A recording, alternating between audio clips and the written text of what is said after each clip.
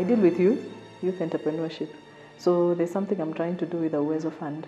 So I had a meeting with Kevin Osido on that Saturday. So immediately after the meeting, the Westgate thing happens. And I'm right there. You can't leave. You can't do anything. There's all this fracas and mess. Where do you start from? So I was stranded there. The soldiers came in when we were there.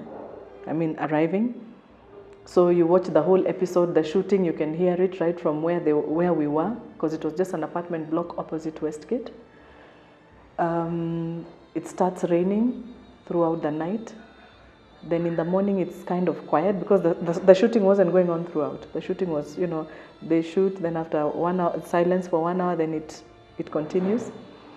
So you're asking yourself all this time. I remember one thing that was bothering me is, what can I do to help? What can I do to help? And it really bothered me. Yes, I can donate blood. For me, donating blood is not helping.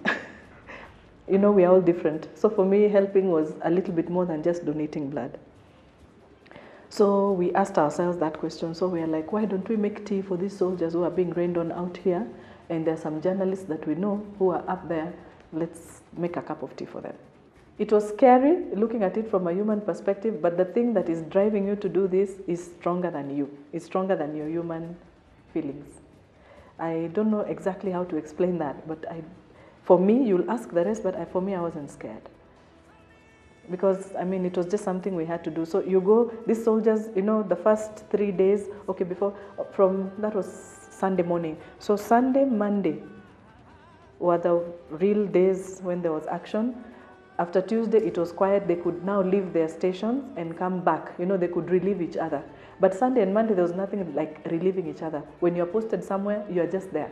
You can't be relieved. Yeah? So, there are some who entered Westgate on Saturday afternoon when this thing happened, and they came out on Monday. So, the whole of those 3 days, they've not seen another soul. They have not eaten food. So the details they're telling you about what is happening there, blood all over and, all that. So you can imagine in what condition they come out. The war was still going on. As you are serving them food, you are hearing the gunshots. You are hearing the explosions. And you've met now the people who are in there. So getting away from it when it is now really hot is impossible. We wanted to support these boys. I wanted to support these boys to the very end. And now that we had gotten to that other side, like I told you, I'm the one who tells people about what they should do for others. So for me, it was a real test, as in, are you going to do it, or are you just also going to walk away from it? Yeah. I got a lot of phone calls from friends, from colleagues, from family, and texts telling me, you are risking your life, you're doing a very dangerous thing, you don't have to do that. And I just kept on asking them one question: who will do it? If I don't do it, can you give me the name of one other person who will do it? Nobody could answer that question. Someone told me, you have a daughter and your parents, and that one was easy for me to answer, because I told them these soldiers are also parents, they're also people's children, so they are risking their lives. I told them, I'm watching these soldiers every time when they are called to go back in, they stand up and they go willingly. And they go in knowing they're going to meet death. So really when they go in there, they're not risking their own, they're not doing it for themselves, because they're going in there to die. So who are they doing it for? They're doing it for me and for the other Kenyans, and probably for the rest of the world.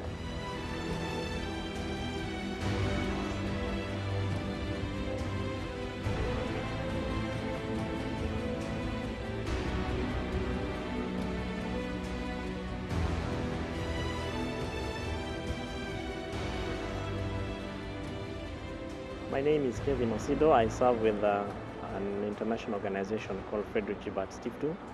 It's a German foundation based here in Kenya. For the past 50 years has been operating here.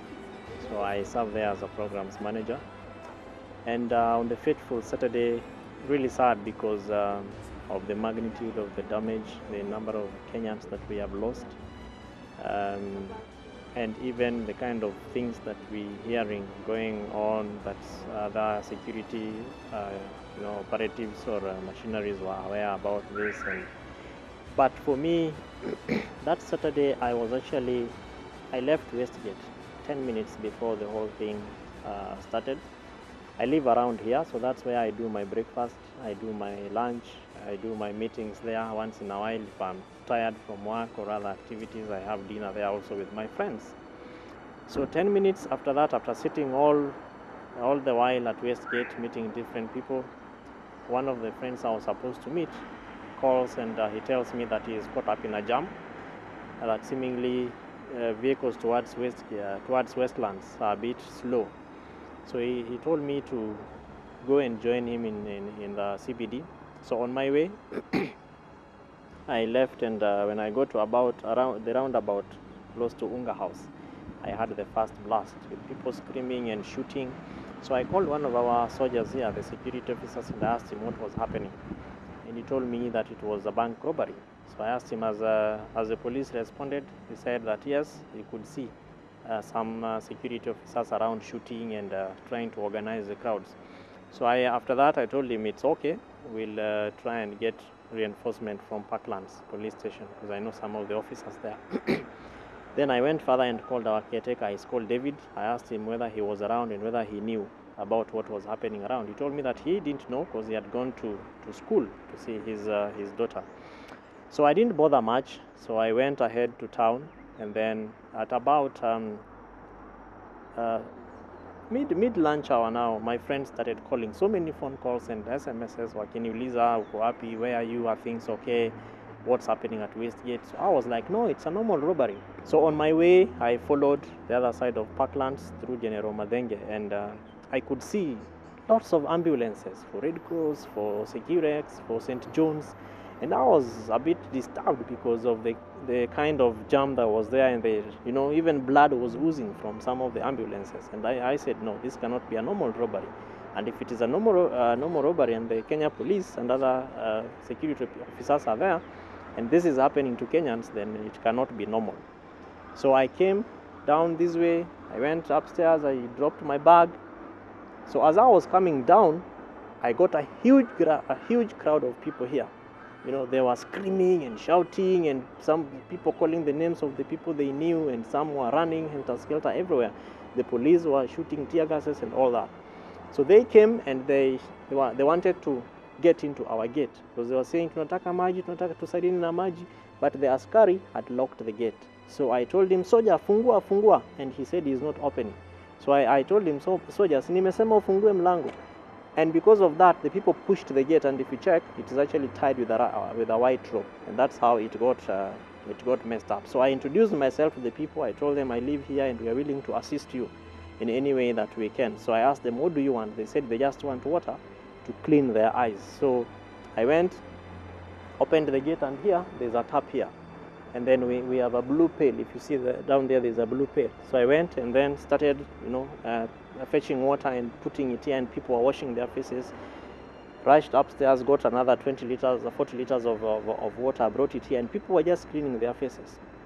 Then after that, they went back, and still the shooting was going on. People were coming out, some were running the other side, and they were being shot. They come back this side, they are again being shot. It was completely, in my view, abnormal, if I could say.